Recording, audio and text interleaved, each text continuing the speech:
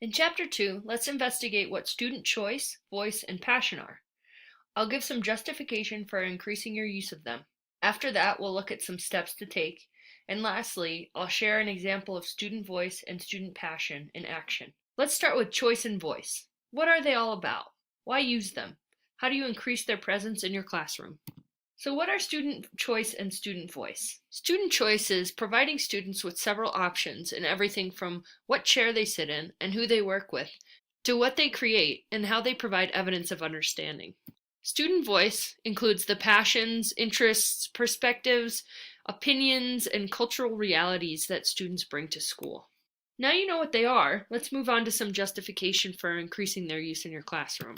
Why do choice and voice matter? Student choice matters because trauma-affected students may struggle with limitations that are set. Providing lots of choice for how they learn, how they show learning, and how they interact provides a sense of safety and control.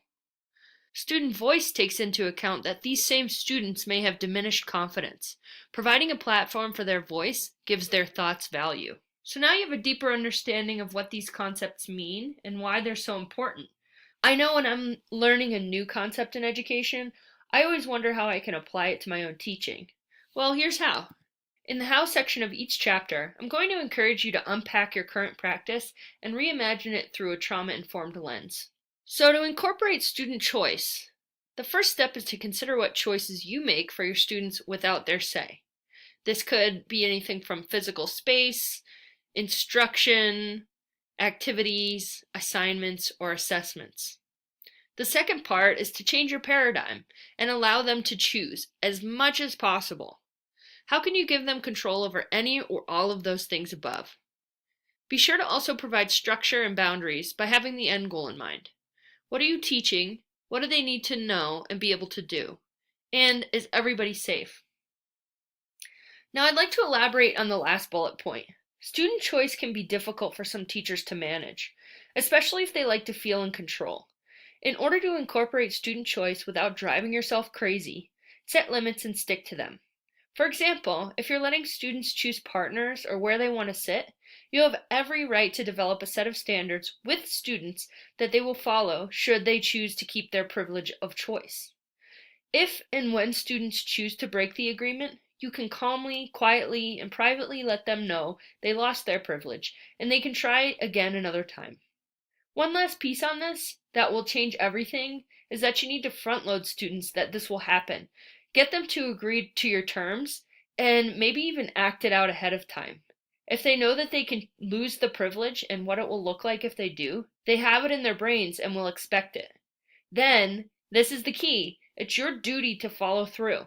If you see them break the agreement and don't do anything about it, your hard work will flutter right out the door, and their trust in you might plummet too. Trauma-affected students thrive with structure and predictability, so the more consistent and predictable you can be, the more they're likely to follow through on the agreement.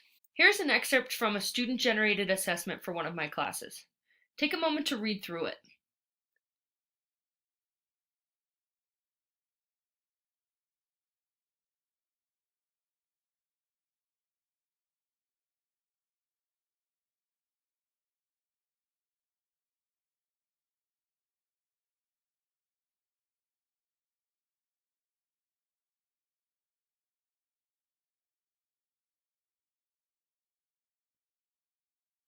Notice that students have choices while still being held to an expectation for learning.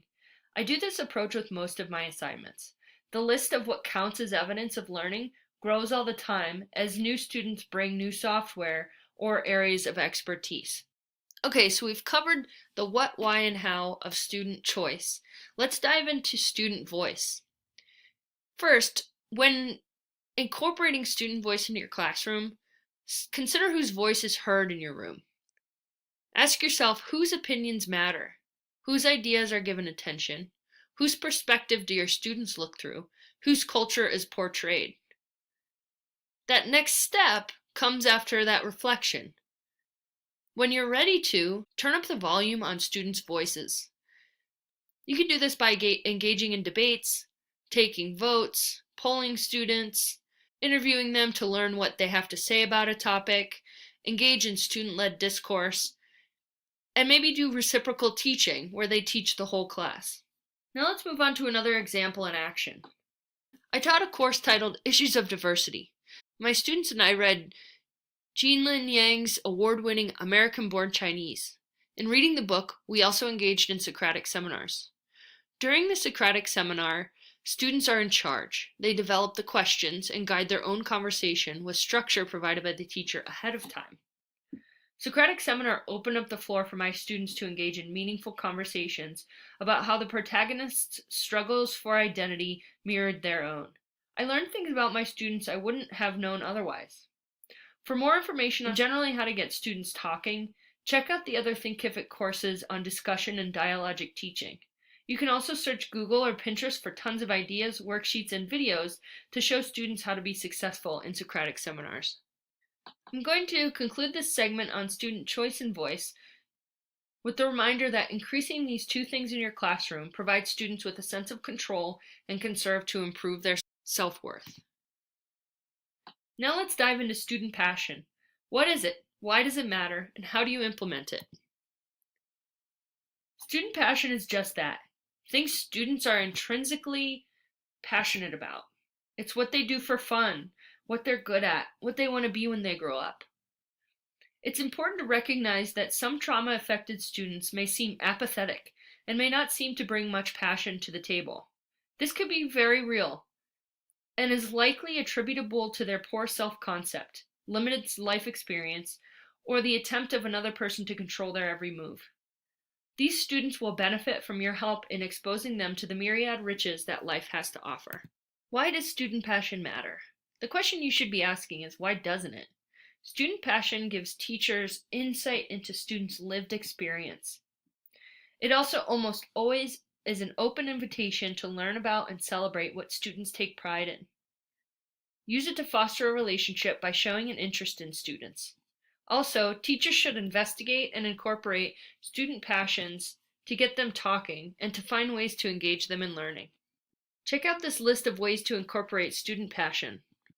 Include frequent show and tells. This might sound silly for secondary teachers, but anytime you can have students bring in a found object that represents some part of their understanding of the learning target, or do anything where they're showing the class or just you what they're interested in, you're going to find that they really light up.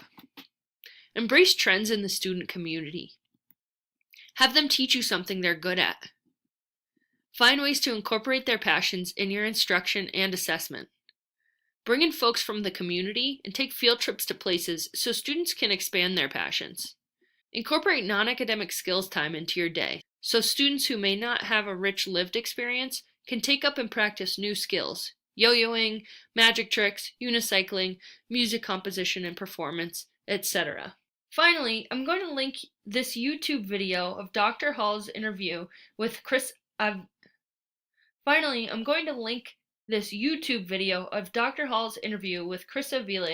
founder of TechedUpTeacher.com.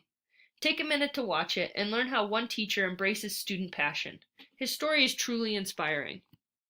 To conclude this chapter, remember that student choice, voice, and passion are critical steps to giving trauma-affected students control, building relationships, and engaging them in learning. Now take some time to watch the interview with Chris Aviles to round out your learning from this chapter.